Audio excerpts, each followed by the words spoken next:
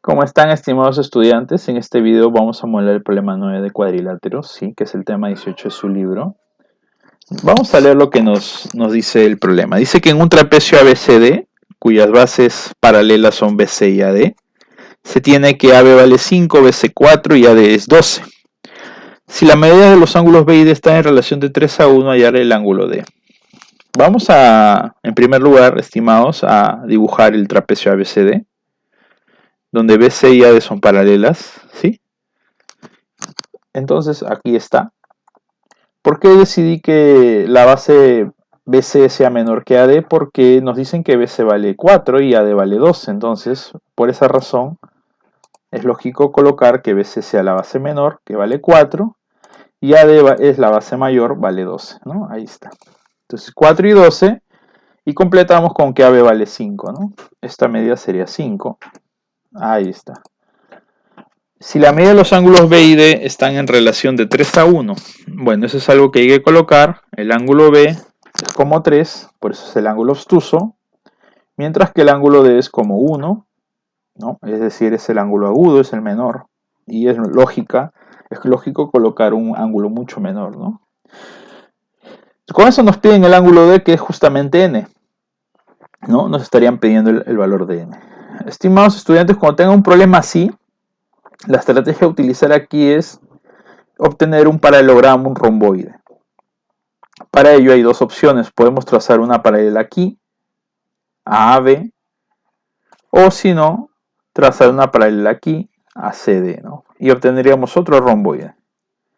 Nosotros lo vamos a hacer de aquí de C. Ustedes lo pueden probar trazando paralela desde B. Ahí está. Y ustedes observan ahora que hemos obtenido un paralelogramo, un romboide, ¿no? Vamos a seleccionar ese romboide. Ahí lo tienes. Ese es un romboide. Vamos a ponerle aquí un punto, digamos, punto H, ¿sí? Donde cae eso. Entonces, al tener un romboide, ya que CH es paralelo a B y además la base AH es paralelo a BC, entonces tenemos un romboide, y en un romboide se cumplen muchas propiedades. Es por ello que se hace ese trazo. Por ejemplo, que los lados opuestos son iguales. Ahí vale 5, aquí vale 4, por ejemplo. Además, los ángulos opuestos son iguales.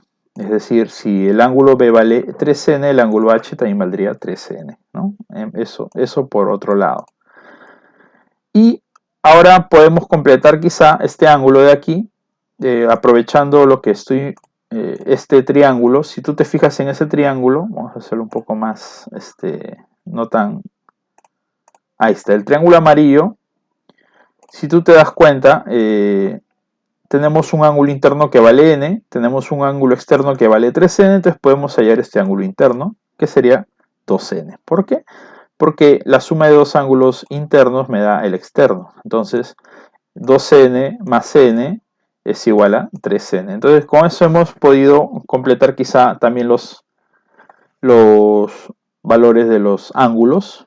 Además, como abajo vale AD vale 12 y AH vale 4, podemos saber que HD sería 8, ¿no? HD sería 8, para que sea los 12 que nos dicen, ¿no? Entonces ahí está, ahí estamos colocando los valores, ¿no? Recordemos que este 12 es todo esto, ¿no? Entonces ahí vamos a poner 12, que es todo esto. Vamos a poner una línea más delgada, ahí está.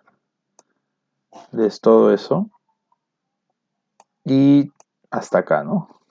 Entonces, de esa manera ya tenemos 4 y 8, ¿no? Bien, para poder terminar este problema vemos un ángulo doble. En el triángulo amarillo tienes dos ángulos, uno que vale n, que es el ángulo D, y el ángulo C, que vale el doble, que es 2n. Entonces, cuando tienes eso, vamos a hacer un trazo. ¿Qué te parece? Fíjate lo que voy a hacer. Voy a trazar aquí un lado, de tal manera que este ángulo de aquí, que he formado aquí, valga n también. Es decir, buscando un triángulo isósceles. Ahí está, ¿verdad? Este triángulo, que lo voy a poner de gris, es un triángulo isósceles. Lo he buscado yo mismo. Y si tú sumas n más n, este ángulo sería 2n. Por esa razón lo hice. Es una construcción muy conocida, porque te permite tener dos triángulos isósceles. Ahora, el triángulo amarillo también es isósceles porque tiene dos ángulos, 2n y 2n. ¿no? Entonces, si a 2n se lo pone 5 en el triángulo amarillo, al otro 2n también se lo pone 5. Entonces, esta medida sería 5. Y para poder terminar este problema, si a n en el triángulo ahora gris, si a n se lo pone 5, al otro n también se lo pone 5. Entonces, acá valdría 5, ¿no?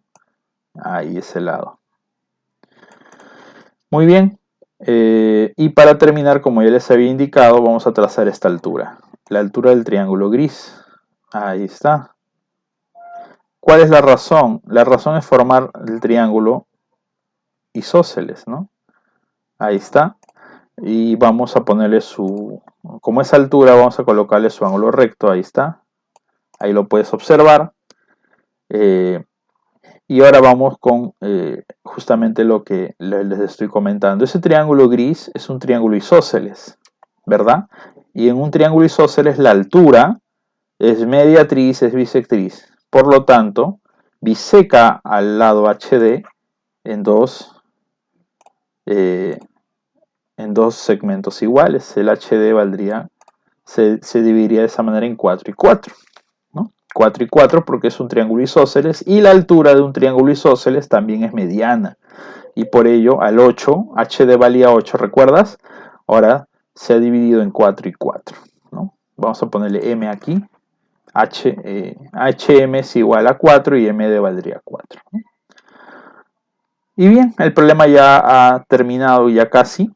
Puedes tú aplicar aquí Pitágoras en este triángulo rosado. Vamos a usar el triángulo rosado aquí. Si te das cuenta, tienes un triángulo rectángulo, tienes la hipotenusa, tienes un cateto y podríamos utilizar el otro cateto. Con Pitágoras podríamos hallarlo y eso valdría 3. Es un triángulo notable. Por lo tanto, ya podrías conocer el ángulo n. El ángulo n, recuerda que es opuesto a 3, sería 37 grados. ¿No? N valdría 37 grados porque es el ángulo que está opuesto a 3. Recuerda que el ángulo opuesto a 4 es 53 y el ángulo opuesto a 5 es 90 grados, tal como la figura lo señala. Y bien, hemos terminado el problema, ya que esta sería nuestra respuesta, ya que nos piden la medida del ángulo D, que es n, y n vale 37 grados. Muy bien, estimado estudiante, espero que haya quedado claro este problema. Conmigo será hasta el siguiente video. Hasta luego.